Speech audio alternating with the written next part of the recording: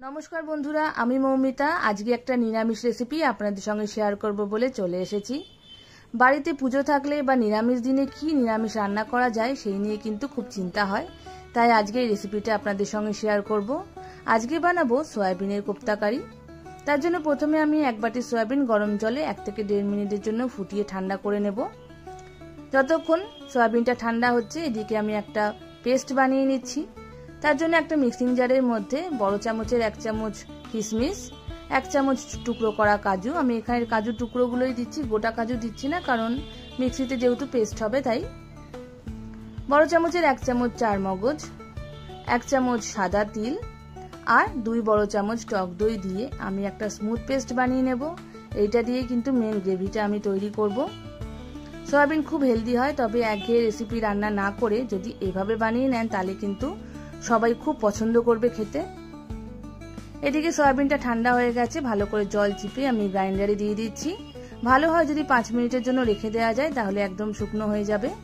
এরকম ছাড়া ছাড়া পেস্ট বানিয়ে নিতে হবে, 1 থেকে 1.5 বার ঘোরালেই হবে, একদম স্মুথ হবে না, একটু ছাড়া ছাড়া হবে। এবার একটা প্লেটের মধ্যে আমি সয়াবিনের বাটাটা দিয়ে দিলাম, সঙ্গে দেব মাঝারি সাইজের একটা সেদ্ধ আলু, আমি গ্রেট করে দিচ্ছি যাতে আলু ডেলা না থাকে, কোপ্তাগুলো তাহলে খেতে ভালো হবে। তারপরে দিয়ে দেব এর মধ্যে 1/2 চামচ হলুদ গুঁড়ো, তার আগে দেব হচ্ছে 1 চামচ আদা কুচি, 1 চামচ কিশমিশ কুচি, 1 চামচ কাঁচা লঙ্কা কুচি। এরপর আমি 1/2 চামচ হলুদ গুঁড়ো, খুব সামান্য লঙ্কার গুঁড়ো, 1/2 চামচ ধনে গুঁড়ো, 1/2 চামচ জিরে গুঁড়ো, 1/2 চামচ গরম মশলার গুঁড়ো, পরিমাণ মতো সামান্য নুন আর সামান্য চিনি দিয়ে দেব। এরপর ভালো করে মেখে নিতে হবে। মাখার পরে আমি এখানে 2 বড় চামচ ময়দা দিয়ে দিয়েছি, তাহলে বাইন্ডিংটা ভালো হবে, ভাজার সময় ফেটে যাবে না। ভালো করে মেখে নিয়ে কোপ্তার আকারে গড়ে নিচ্ছি। আমি এখানে গোল গোল শেপ দিয়েছি, আপনারা যেমন খুশি শেপ দিতে পারেন। এইভাবে আমি সবকটা কোপ্তা গড়ে নেব। এবার কড়াইতে তেল গরম করে আমি কোপ্তাগুলো লাল লাল করে ভেজে নিচ্ছি। যদি কড়াইতে দেওয়ার পর কোপ্তা ফেটে যায় তাহলে বাইরে থেকে একটা ময়দার কোটিং দিয়ে নিতে পারেন, তাহলে কিন্তু কোপ্তাগুলো ফাটবে না। ভাজা হয়ে গেছে, এইভাবে সবকটা কোপ্তাই আমি ভেজে নেব।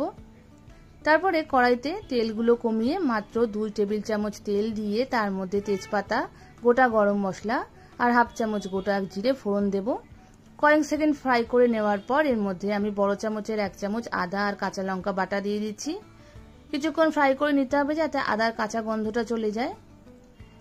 এরপর এর মধ্যে মিক্সিতে যে পেস্ট আমি বানিয়েছিলাম সেটা দিয়ে দিলাম, সঙ্গে সামান্য জল দিয়ে মিক্সির ভেতরে যে মশলা ছিল সেটাও একসাথে দিয়ে দিচ্ছি। কয়েক সেকেন্ড একটু ভালো করে নাড়াচাড়া করে নিতে হবে। এরপর এর মধ্যে গুঁড়ো মশলাগুলো দিয়ে দেব। এখানে ছোট চামচের 1 চামচ হলুদ গুঁড়ো, 1 চামচ ধনে গুঁড়ো আর 1 চামচ জিরে গুঁড়ো দিলাম। সুন্দর কালার আসার জন্য বড় চামচের 1 চামচ কাশ্মীরি লঙ্কার গুঁড়ো দিয়ে দেব। মশলাটা এবার খুব ভালো করে কষাতে হবে।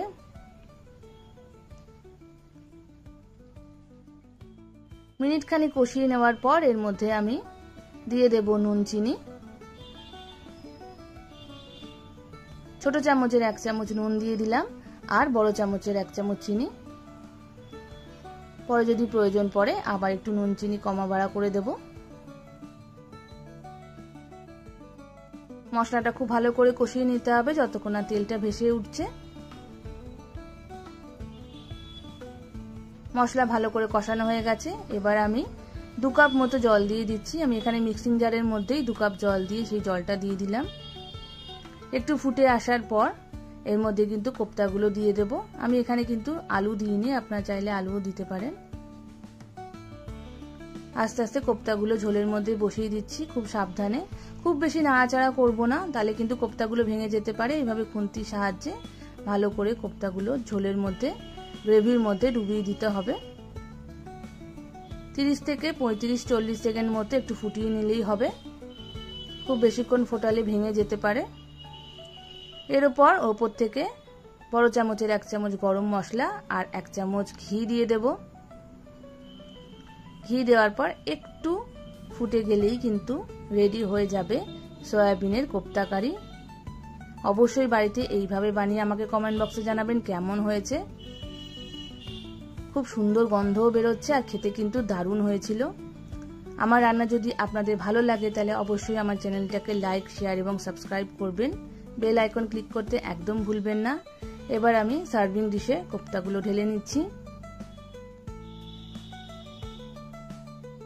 অবশ্যই বাড়িতে এইভাবে বানাবেন। আজকের মতো এই অবধি, আসবো অন্য কোনো রান্না নিয়ে। ততদিনের জন্য নমস্কার।